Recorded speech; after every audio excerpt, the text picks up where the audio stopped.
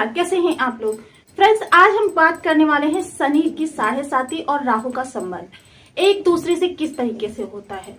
क्योंकि शनि की साढ़े साती जब आती है तो व्यक्ति को बिल्कुल तोड़ देती है, अपनों को पराया कर देती है और आपको हर जगह से निराश कर देती है। आपके बने बनाए काम बिगड़ जाते हैं, आपके चलते चलते काम रुक जाते हैं। क्योंकि शनि देव जी ने अपनी लाइफ में बहुत सारे कष्टों को फेस किया। जितने कष्टों को, जितनी गरीबी को शनि देव जी ने फेस किया है, उतना शायद ही किसी अन्य ने फेस किया हो। जब भी शनि की साढ़े साती आती है, व्यक्ति धन से दुखी हो जाता है, व्यक्ति परिवार से दुखी हो जाता है, व्यक्ति मित्रों से दुखी हो जाता है। शनि की साढ़े साती आपको समाज का आईना दिखाने आती है। समाज का वो आईना जो वास्तविकता में है। आपसे अपने घनिष्ठ मित्र जो है नजरें चुराने लगते हैं। अगर कहीं आपको आता हुआ देख लें, तुरंत रास्ता बदल देते हैं। ये होती है शनि की साढ़े साती। घर में आपके घुसते ही कलह का वातावरण बन जाता है। वो बातें होने लगती हैं जो वर्षों पहले हुई होती हैं। उन बातों को खोद खोद के आपसे विवाद किया जाता है।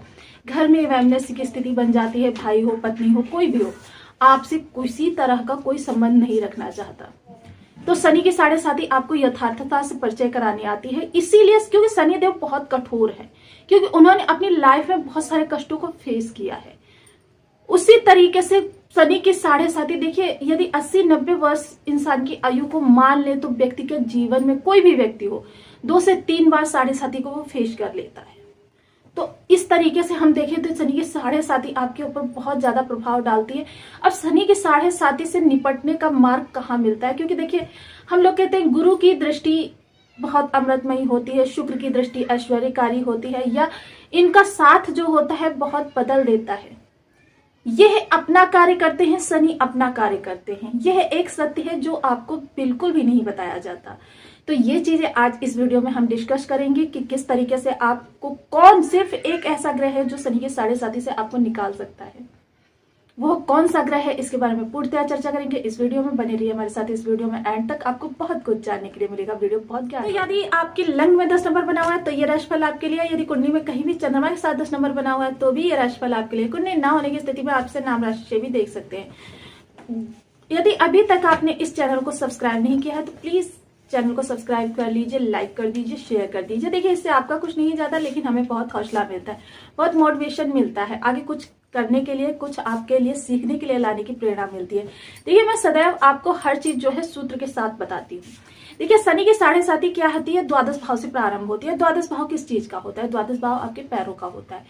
पैरों से प्रारंभ होकर, क्योंकि ये आपको ऐसी जगह पर लेकर जाती है, क्योंकि कहते हैं शनि की साढ़े साती पैरों में जब होती है तो आपको ऐसी ऐसी जगह पर लेकर जाती है कि जहां से आपके काम बिगड़ने प्रारंभ हो जाते हैं। निरर्थक आपका भ्रमण होने लगता है, आपके जो है संबंध खराब होने लगते हैं, क्योंकि आप ऐसी ही जगह पर ज्यादा जाएंगे जहां से आपको वाद विवाद की स्थिति बन जाए या आपको निगेटिव उत्तर मिले।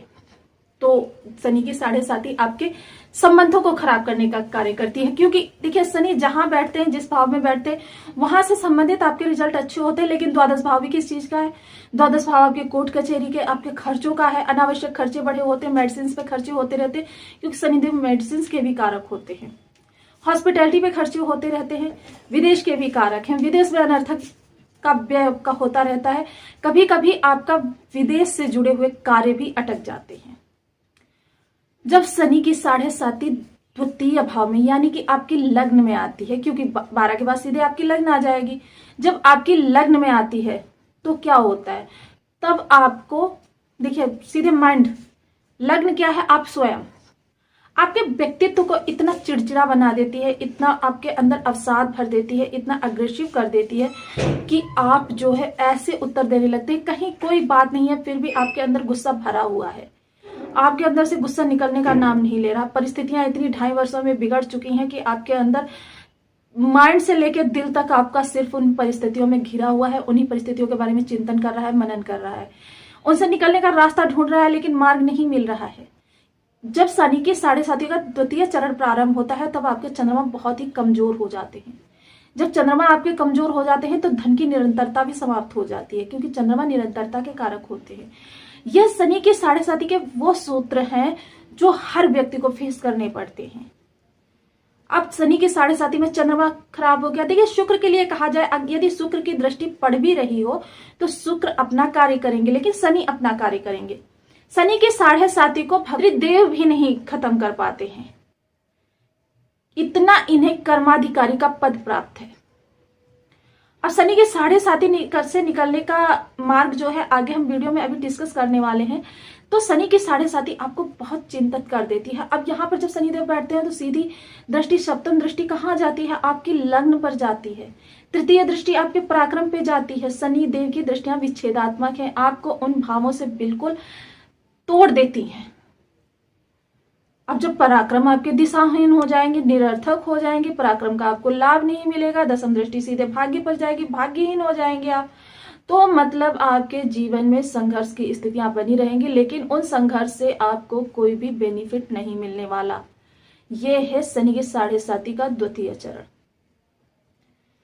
शनि के 7.5 जब तृतीय चरण में आती है, वाणी का घर होता है ये। वाणी आपकी सत्यवादी हो जाती है, न्यायप्रिय हो जाती है, क्योंकि इतना आपने फेस कर लिया है कि अब आप किसी चीज से डरते नहीं हैं, बेबाक होकर बात करते हैं। रिश्ते टूटते हैं, टूट जाए, लेकिन आप सत्य बोलेंगे, क्योंकि आपने इतना कुछ फेस कर लिया है। रिश्तों को बहुत खो चुके हैं, आप धन को बहुत अपव्यय कर चुके हैं, आपके जो काम हैं वो बिल्कुल ठप से पड़ गए होते हैं। अब यह सत्यवादिता आपकी, न्यायप्रियता आपकी, आपको बना भी सकती है, मिटा भी सकती है। कुछ लोगों, देखिए आज भी इस युग में ऐसे हैं जो बृहस्पति से प्रभावित हैं, जो गुरु से, शनि से प्रभावित जातक हैं, वह इन चीजों को बहुत पसंद करते हैं। यदि ऐसे लोगों से आपका संपर्क हो जाता है तब तो आपके वारे न्यारे हो जाते हैं।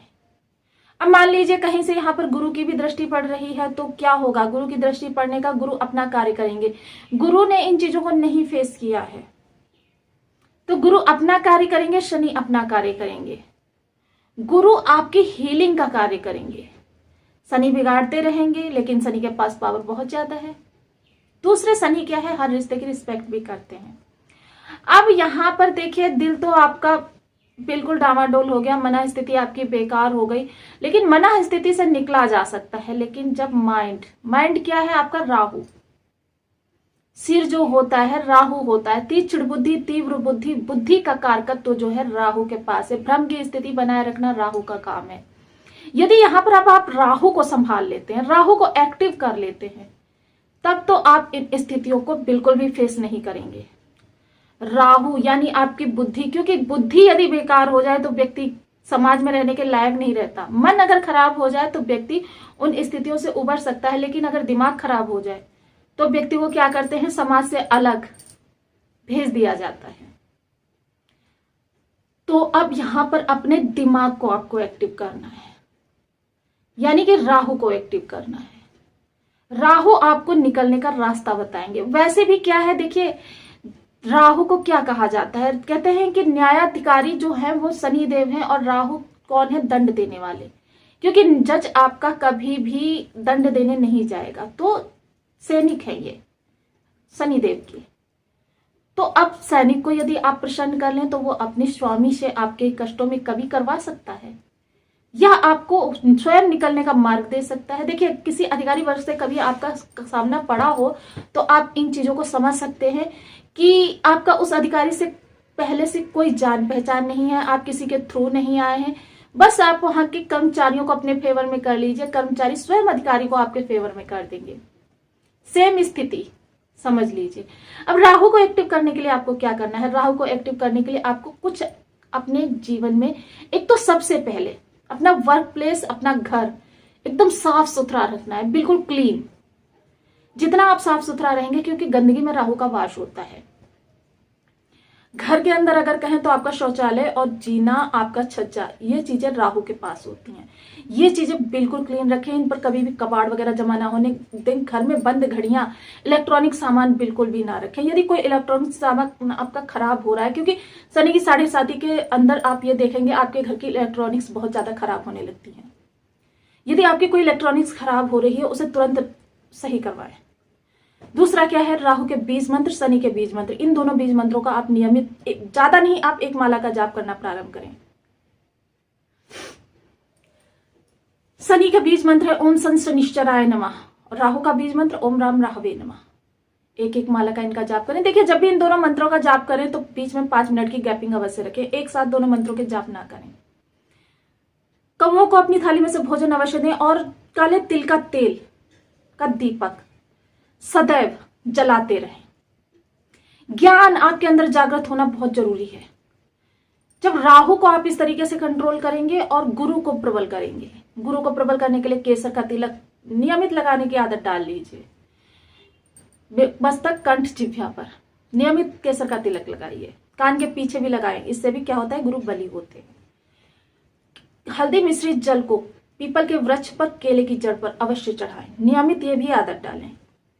इससे क्या होगा, गुरु आपके यदि खराब भी होंगे तो आपको अच्छा रिजल्ट देना प्रारंभ कर देंगे। लेकिन ये नहीं होगा कि देखिए कुछ लोग कहते हैं कि हमने इतने दिनों से कार्य कर रहे हैं, इसमें समय लगता है। जब भी हम कोई उपाय करते हैं तो आपका समय वो लेता है। कितना ग्रह खराब है, 4-5 महीने तो फिर भी ले लेता है, चाहे जितना भी शुक्र है हो, उस एक्टिव होने के लिए इन छोटे छोटे उपायों से। तो आपको वीडियो कैसी लगी मुझे कमेंट बॉक्स में जरूर बताएं। चैनल पर न्यू है तो प्लीज वीडियो को लाइक, शेयर, चैनल को सब्सक्राइब करना बिल्कुल ना भूलें। मिलती हूँ नेक्स्ट वीडियो में, तब तक के लिए नमस्कार। अपना ध्यान रखें, स्वस्थ रहें, मस्त